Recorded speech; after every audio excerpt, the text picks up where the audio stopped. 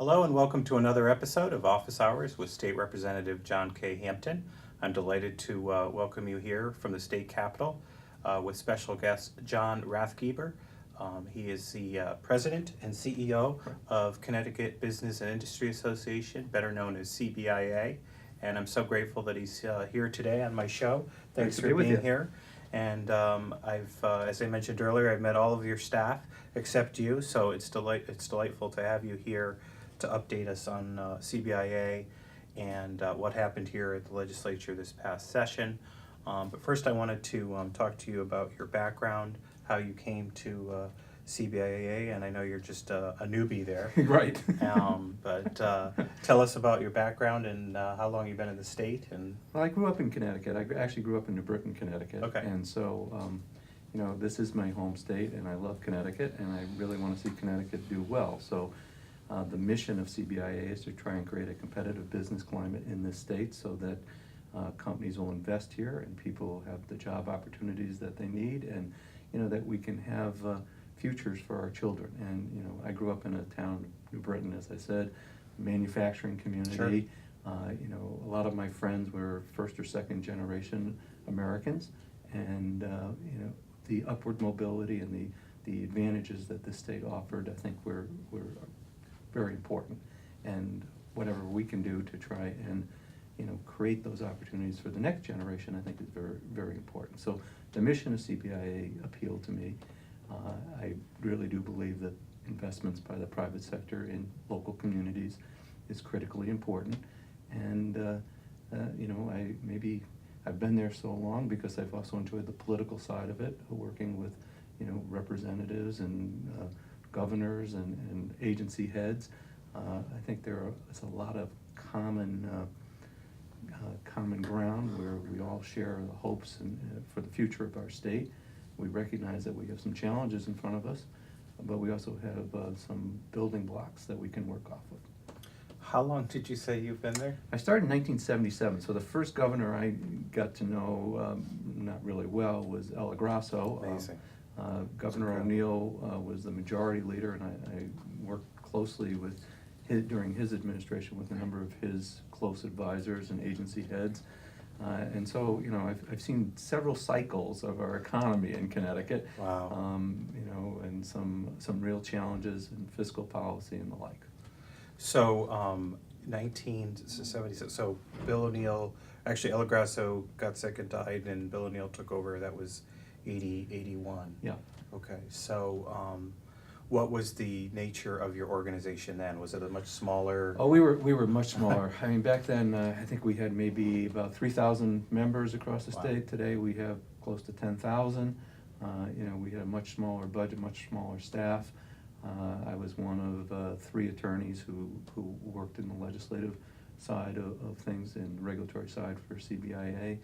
But we've grown tremendously, and that's part of the reason I've also stayed with the organization is we've become a much more complex organization and a more robust organization.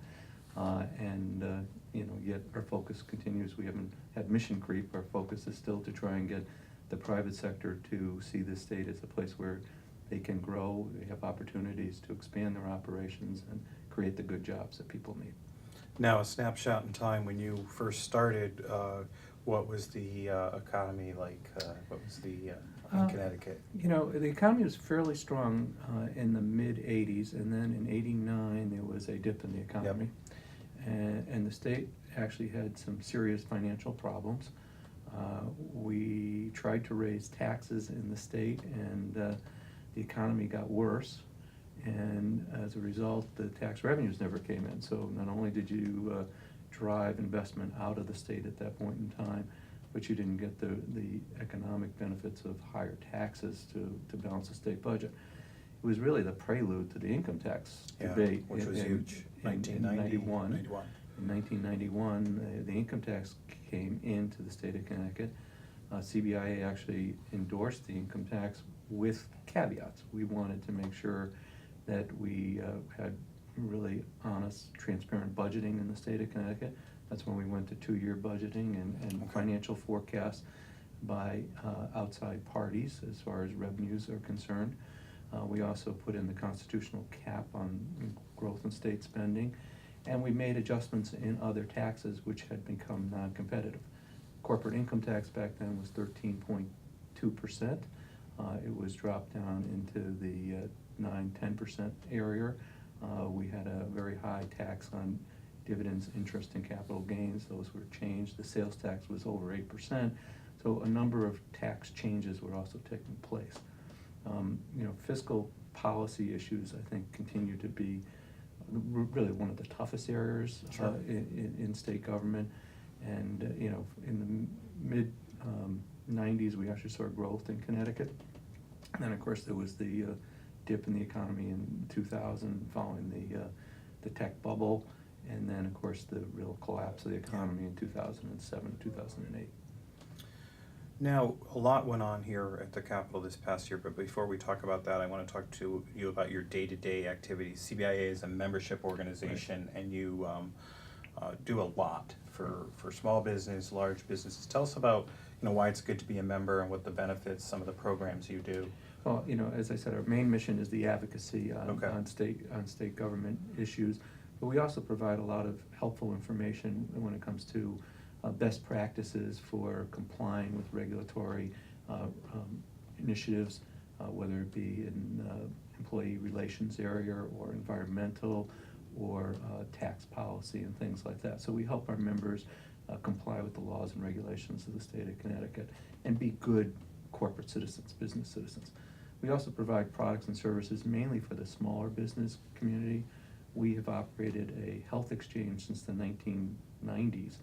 We actually took the idea from the Clintons, which never went forward Sure. at the federal level, and created a marketplace for small businesses to give them some advantages that they wouldn't otherwise have as far as their contribution strategies, and give their employees some choice of products and benefit designs.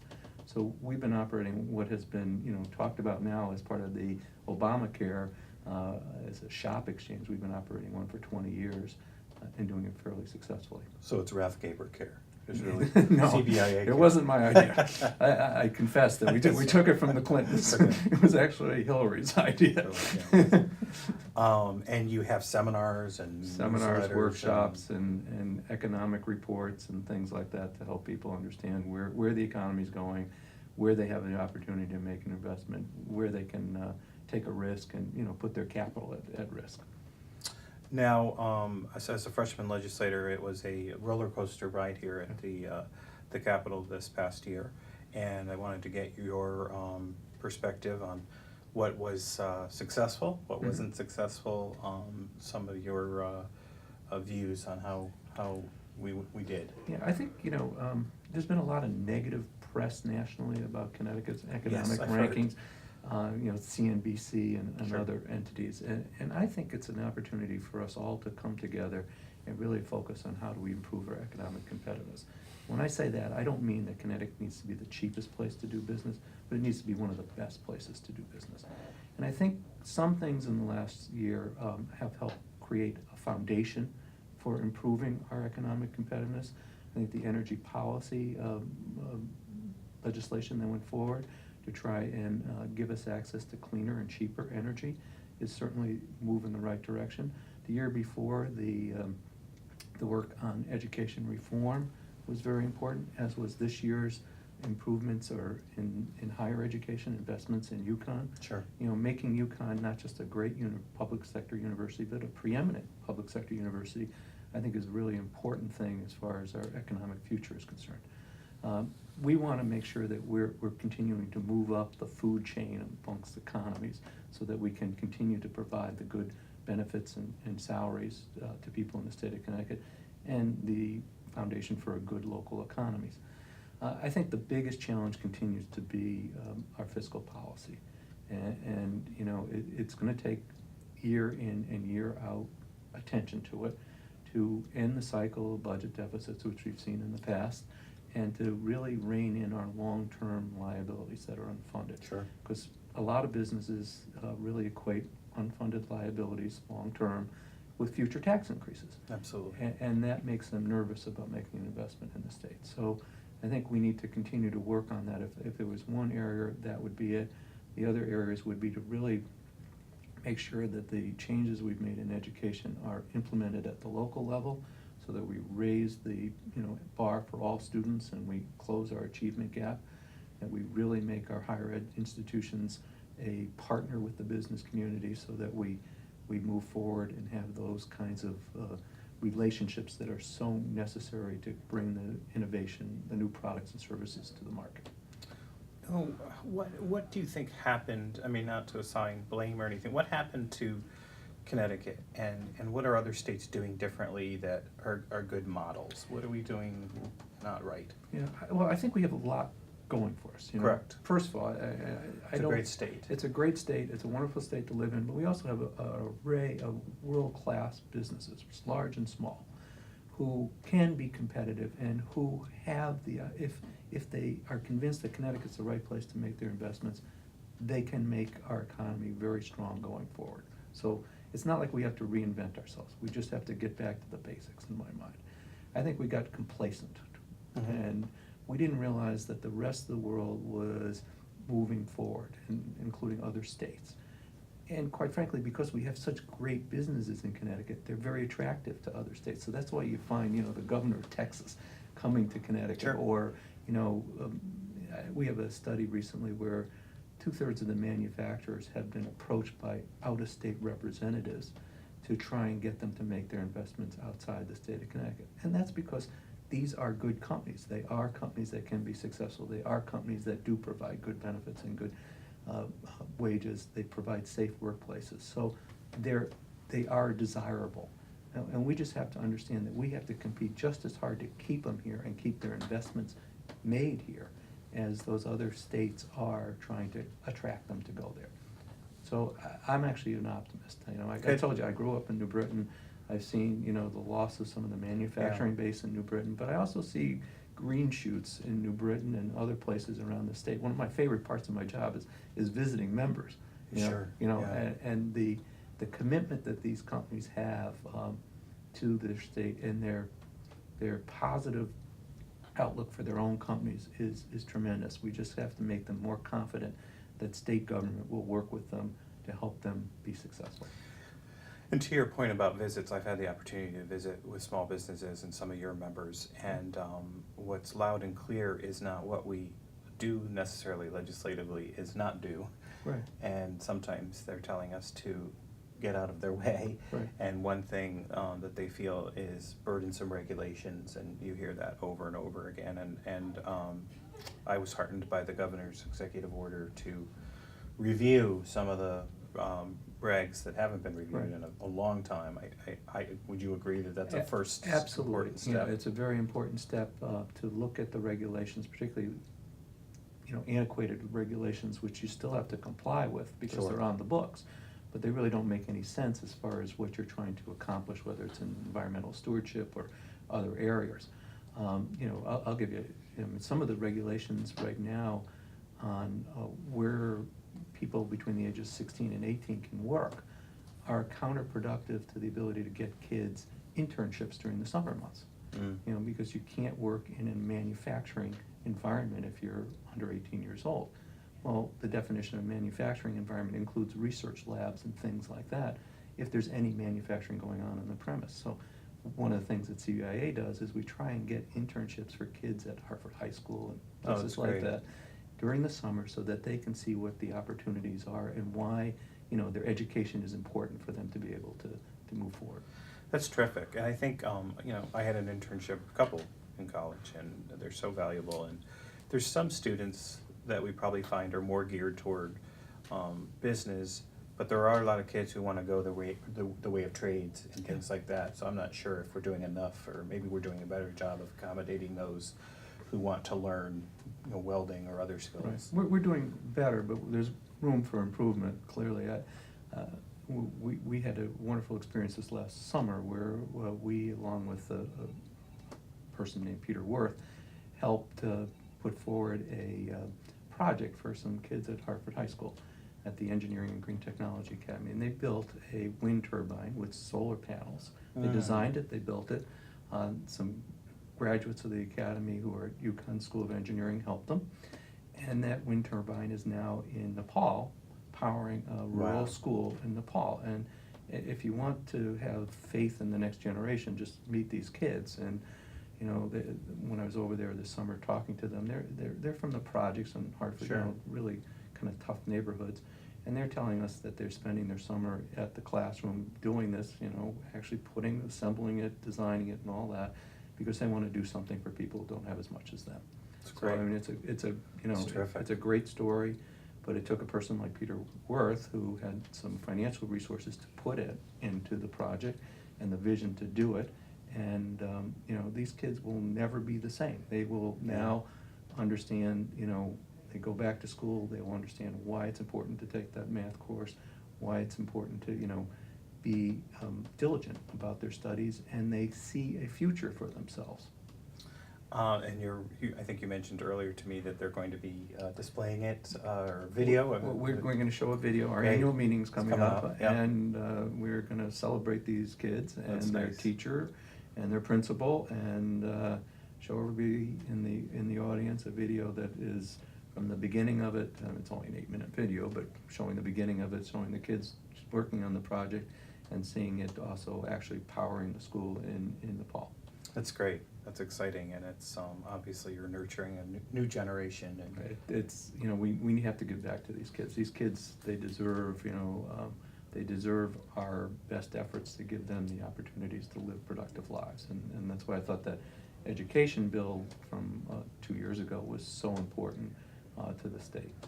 Are you optimistic about the Jackson Labs project? Yeah, I actually am. I've followed its progress, Sure. and I've talked to the leadership at Jackson Labs. They're wonderful people. They're very committed to the state of Connecticut. They're very positive about how the state has accepted them, and I think it's always a great opportunity when you get a world-class institution like that, and the potential for working with UConn and Yale to really energize our bioscience sector Yeah. is really important. I don't think the investment, if it was just Jackson Labs, you could cost benefit it. Sure. But if you look at it as an investment in a cluster of industries, bioscience, and what that can mean for the state of Connecticut, I think I think it will pay great dividends. And I also think we'll see UConn be able to attract more money in research dollars, and help the institution again continue to move up the ladder as far as its national rankings. It's great. It's very exciting. I was skeptical coming in, but I did, as a freshman, receive a orientation on it, and have subsequently learned more about it. And it is the wave of the future. And they're doing, as an Right. English major, they're doing some Yeah, I was fascinating. a history major, Yeah, so. so some amazing things that are going to be on the cutting edge. I mentioned small businesses earlier. I'm meeting with them in my community, and sadly, we're losing some of the, a local hardware store closed. And I met with one of our longtime pharmacists, who's been great, and Mhm. it's a local pharmacy, Right. and they're having struggles. And what do we do to help these little but so important engines thrive or Well, survive? Right. I think I think there is more, particularly in communities like Simsbury, more of the support for local businesses. Buy Sure. locally and things like that. I think the key is to get the overall economic health of the state of Connecticut better. 8% unemployment is not good. We need to move forward. We need to get people to have more spending power in their pocketbooks. But I do think the culture is there to support local businesses, and I'm sorry to hear about the hardware store, and I certainly understand the pressures that local pharmacists are under, Sure. given the chains and things like that, and the cost of medical care and the cost of prescription drugs and all those issues. But I really think the underpinnings of good local economies is getting our overall state economy moving forward, and particularly those companies which sell their products and services beyond Connecticut's border, import wealth back into Connecticut. One of my frustrations as the legislature is that we don't think about the economy in a dynamic sense. Mm-hmm. I always believe that the key to the economy and our future is to grow the economic pie, so that we're not fighting over who gets what piece of it, but we all of our Big. pieces get bigger. Sure. And often at the legislature, things are put in a paradigm where people think that the pie is constant and we're just, what I win, you lose. And that shouldn't be the way we do business. We should be looking at how do we make it better for everybody in the state of Connecticut. And that's from my background of growing up in New Britain. I saw the advantages of what manufacturing meant to those families who were first and second generation.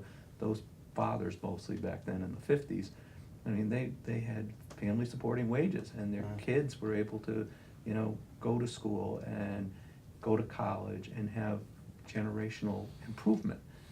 And it drives me, I'm very disheartened when you see generational poverty, where you have year in and year out people and generations in poverty. I mean, we've got to break that cycle. We've got to find a way to restore kind of the American dream of upward mobility. Yeah, and it's ironic in a state like Connecticut, which has some of the greatest wealth, but our cities especially, we're seeing some really incredible. But there's talent in those kids. Yeah. Go back to the kids who I was talking about Absolutely. at Hartford High School. Those Those kids' kernels. parents are amongst the poorest people in the state, and they're probably lucky if they have two parents at home. Yeah. And yet they 12 or 14 of them spent their summer doing something for somebody else, and doing something which was incredibly rewarding for them and difficult. I mean, being able to conceive what it took to build a wind turbine that was going to operate in the Himalayas. That you or I could probably not Yeah, even find the extension cord or plug it in. Right. Yeah, it's incredible. Yeah. That's a great gift and opportunity. Talk about, please, transportation. Sure. And the economy. Yeah. Are we on the right track? And of course, when I go to Europe and I see the railroad, and Right. It's incredible infrastructure there. And we don't do well on our rankings on transportation. I mean, it tends that we obviously have an older transportation infrastructure in the state. Much of the highway system was built in the 50s and that. So we don't have the advantages of some other parts of the country where they're newer infrastructures and the weather doesn't disrupt them as much as we do here. I think there's some good things going on. I think the change at Bradley as far as the airport authority, I think is a move in the right direction. It was too long under Department of Transportation. That's not a model that most other states would follow, and it made them lack the ability to be nimble and take advantage of things. So I think that change is important. I think we need to pay attention to our roads and bridges and create greater access for transit options. We've made some investments on the Metro North commuter line. Mm-hmm. Obviously, we had the problem with the generation support down there recently, but at least there has been a refurbishment of cars and things like that. That's a really important asset in the southwestern part of the state. We need to find similar assets for the central corridor in Connecticut. So, hopefully with rail and other opportunities, we'll move forward in that. Now, this year, or actually prior to my arrival, there was the implementation of the First 5 program and Small Business Express. Are you seeing some benefits from that? Is it okay? Pretty good? Yeah, Is it a start? I think the Small Business Express program is a pretty helpful one because Catherine Smith and the ECD have been pretty nimble about exercising that, and it does go to some of those kinds of constituents that you were talking about, who hopefully have some opportunities. And I know a number of small businesses, I've talked to a number of them, who have seen real benefits from that program. I'd love to get to the point where we don't have to rely on programs. We can rely on the fact that we're seen as such a great state to do business, that people want to do business here, rather than us trying to pick winners and losers on that scale. But we've got to admit that every other state has programs, so we're going to need to have programs, and hopefully the use of them are in places where there's a good payback. One of the issues that I'm getting a lot of constituent feedback on is the Keno issue, and gambling, and what came up this year too, and I'm on the public safety subcommittee, was mixed martial arts, MMA, which wasn't regulated. And, I was torn because that's not my thing. Mhm. And it was certainly had some problems with anti-female, anti-gay, some violence, extreme violence. Mhm. And I brought that up at a committee meeting, but some of my friends in urban districts were saying, you know what, it's not regulated, regulation will be good, and then we can make money off of it.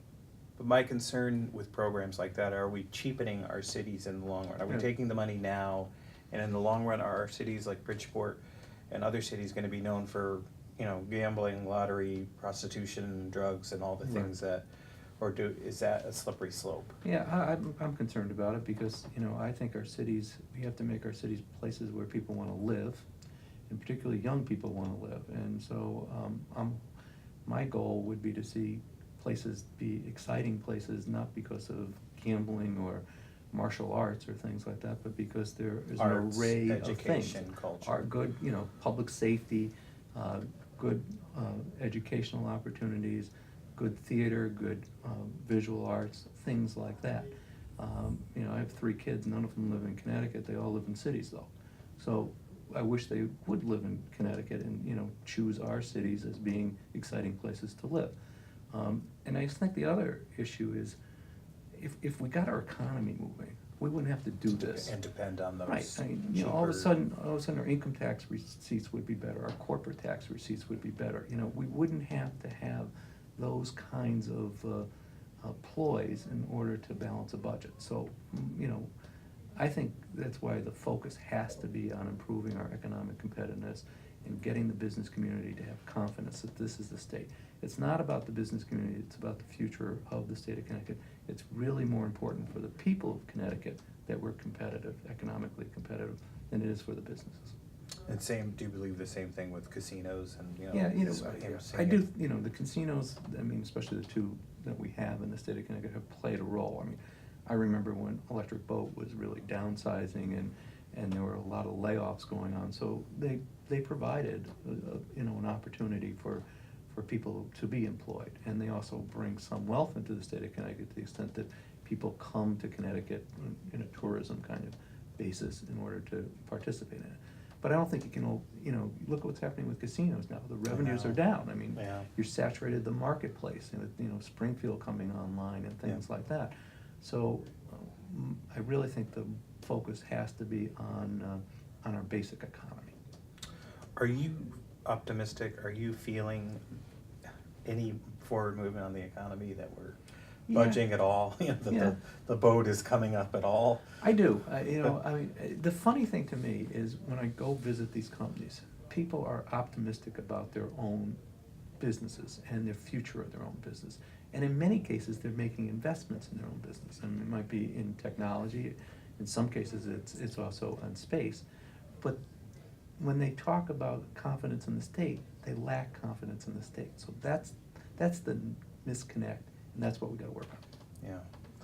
I feel more optimistic after meeting with you and knowing that CBIA is out there. I know you're coming up on your annual meeting, and people can actually visit your website, which I was on, have been on quite a bit, cbia.org. .com.